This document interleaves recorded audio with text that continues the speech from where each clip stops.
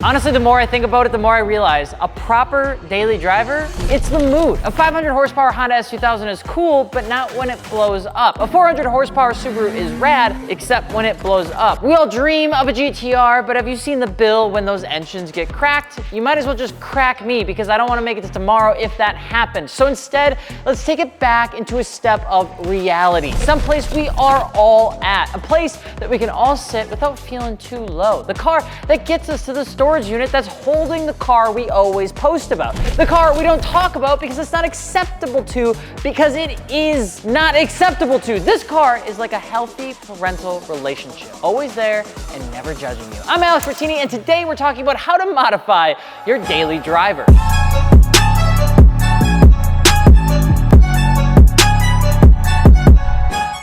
With that being said, welcome to MartiniWorks, where we help people mod their car the right way. So with wheels, tires, wheel and tire packages, along with suspension and performance parts, the thing that sets us apart is that we will actually tell you if we think what you're doing could be potentially slightly cuckoo, okay? We're that friend that we're not gonna judge you, but we are gonna try to help you out of the question of you asking us if you should buy tires off of Alibaba, because that seems to be an actual real thing. We should probably just tell you instead, you should get them mounted with your Enki wheels from us and get free mounting and balancing. Plus, those car part purchases help us to continue making these videos. So if you want us to talk about something, let us know below. If you're a pro or you've managed to build at least 5 consistent cars that still have AC and heat, you should leave this video. This video is not for you, but you have to have AC still in your cars. The rest of you, well, you know who you are. Because modifying your daily driver is a bit like making Jell-O. I've never made it successfully, but I know I'd mess it up if I'd rush it. This is just one of those things that you think you're gonna figure out because you're a car enthusiast until you realize you don't. Look at me, hey, you're not looking. Good daily drivers that are modified, they take patience, they take finesse, they take, dare I say it, moderation. So let's start back at the basics. We buy daily drivers to do the following things. Number 1, probably most importantly, consistently arrive to locations without failure. Tough to do as a car guy or gal. Number 2, take to Thanksgiving where your parents won't always roll their eyes when you show up. That has happened to me. Number 3, does not in fact double your insurance rate. Now, the second one and third one are, I would call them optional, and to be honest, I attempt to push those boundaries with almost every single car that I buy, but the first one, that's a tricky one because you're always known as, or you become known as, the Mr. Always has a car that barely runs. I seem to be that guy in this group. Now, starting your daily driver should start counter to most builds. Good looks and then power. Why is that? Well, it's a daily driver, my good old buds. We don't need power, we need reliability. We're gonna switch it on its head. You just want it to look good. You don't need to be 500 horsepower, so say it with me. Anything that changes how the car feels or helps me drive, like headlights, tires, or convenient features, must work after I install the car part. Let that sink in. Do it with me. Scroll back up the video and let's do it again, okay? Because daily drivers that are half built as race cars always end up in a weird spot because they don't know what they are. You want a tune for your Subaru? Hell yeah, brother. From Alibaba, stop asking. Daily drivers are our noble steeds, so we recommend starting with aftermarket parts in this order. Wheels, then tires, then suspension. After that, tint, exhaust, intake, tune, and then all the rest of the funky stuff to make it yours. For wheels, we recommend sticking with a more conservative fitment, but still flush. Remember, flush fitment is when the wheel and tire are in line with that fender, causing it to make the car's wheel well to look full. However, we don't want too much because we don't want it to rub, because as you get wider in wheels, you essentially have that turn radius that might start rubbing up against that fender liner. Conservative is good here. Now, because we do this a lot, here's some really basic fitments for you if you have one of these cars. 350Z, 19.9.5 and a 19 by 10.5 plus 22. You can do a 235/35 tire in the front and a 275/35 in the back. If you've got a GRD6, 18 by 8.5 plus 35 and 9.5 by 38 in the back with 225/40 R18 tires. If you got an FK8, 18 by 9.5 plus 30 with 225/40 tires. Remember, if you need help with fitment, just ask us on the site. We've got Carissa and she's a whiz with it over at MartiniWorks.com. With wheels, stay with something simple and sleek. And because this is a daily, most cars are gonna be running a pretty standard brake caliper beneath your aftermarket wheels.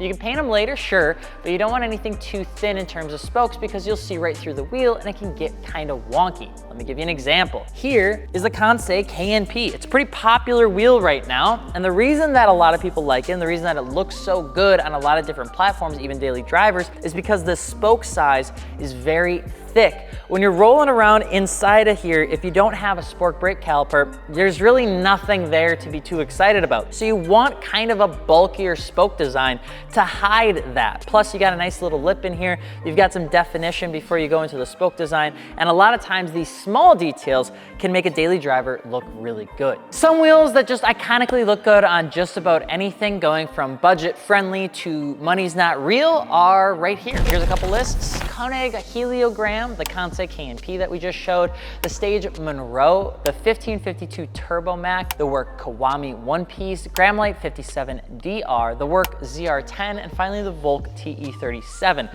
These are all monoblock one-piece wheels, so take that as you will. Second up, tires. Tires are a huge part of modifying your daily. We've seen people go ultra aggressive with tires, or some just go really cheap to save money. But if you're driving this thing to and from your local Quick Trip, you're gonna not want to have it understeering every time you pull into the gas station. So we recommend sticking to a 40 series sidewall or 35 at the minimum. That sidewall just being a touch bigger is gonna give you a nice flex for turns, bumps, and overall prevent blowout, especially with your heavy car. Thin sidewalls look good with aggressive fitment, but you lose a lot of tire tech when you go too skinny. A lot of the money that you spend on a tire is in the sidewall, not just the section width. A proper set of all seasons are a great place to start. We recommend staying away from UHP summer only tires if you're daily driving this every day and you live in inclement weather. Here's a list from cheapest to most expensive. Nexen N5000 if you're on the budget. Nexen Enfera SU1 if you must have a performance tire. Good would be the Yokohama Sport AS Plus. You're getting into a little bit more here. They have an HS2 compound on the outer tread that helps with flexibility with the tire when you need it. Better would be the Continental DWS 06 Plus. It's our #1 tire, 50,000 mile warranty. It's got a 3-year roadside assistance. You've got quick view indicators, something called Sport Plus technology, and overall the tire is just made insanely well. But what about suspension? That is a good question, me, because I wrote it and I am asking myself. There's a lot of myths on what suspension to get here. We found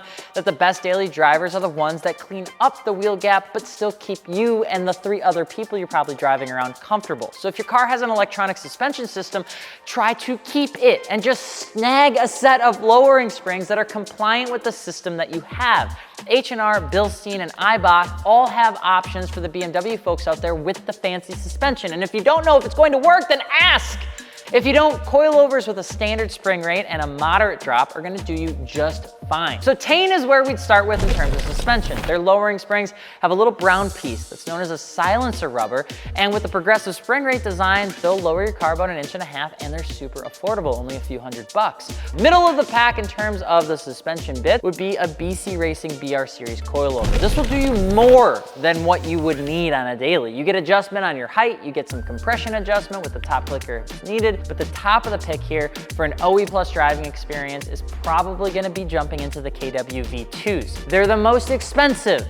You don't need this, but a lot of times your up-trimmed BMWs probably already have KW V1s in them, but they're non-adjustable. Now with an exhaust, there are a ton of options that are all rad. Greddy, HKS, Borla, Valvetronic, Armitrix, and more.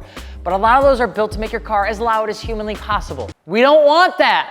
We're trying to get to Chick-fil-A, so find whatever you want, but make sure it has a resonator and a good muffler. It'll sound wicked good, and you gotta trust me that you don't need it to be straight pipe. So with a resonator, you capture more treble sound and you reduce overall volume, and a muffler helps with toning that exhaust note out further. Some great examples of exhaust that I personally love are the ones from Valvetronic, because it has an actual valve in it that I can open and close that gives me a lot of control. The Borla S-Type versus Attack exhaust systems are also a great option for my domestic friends out there. So how do you modify a daily driver? That's easy, baby. You take the car you've got and you make a promise that you won't install something that removes functionality, and you tidy up your fitment first with a moderate set of blocky wheels to hide your non-sport brakes, and you get some good all-season tires with a 40 series sidewall so you still have that comfort, all while we avoid the mod quick schemes of shift knobs, crummy steering wheels, and 5% tint. Instead, you'll want to snag some lowering springs if you have EDC, or a solid set of coilovers that eliminate the wheel gap but can keep the water in your Yeti instead of all over the center console, because that stinks. Exhausts will have resonators, and front window tint will be 50% because you're a responsible adult that understands that turning your daily into a race car is a silly thing to do, and instead you should invest that extra cash you do have into your project car that's been stuck on jack stands for a year. Does this seem like I'm attacking you? It's because I am. Me too. But what's a tip for others when you modify your daily driver? Let us know below. Okay, this is a huge video and we hope you enjoy this one.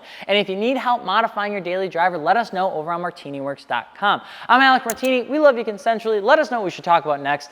Bye.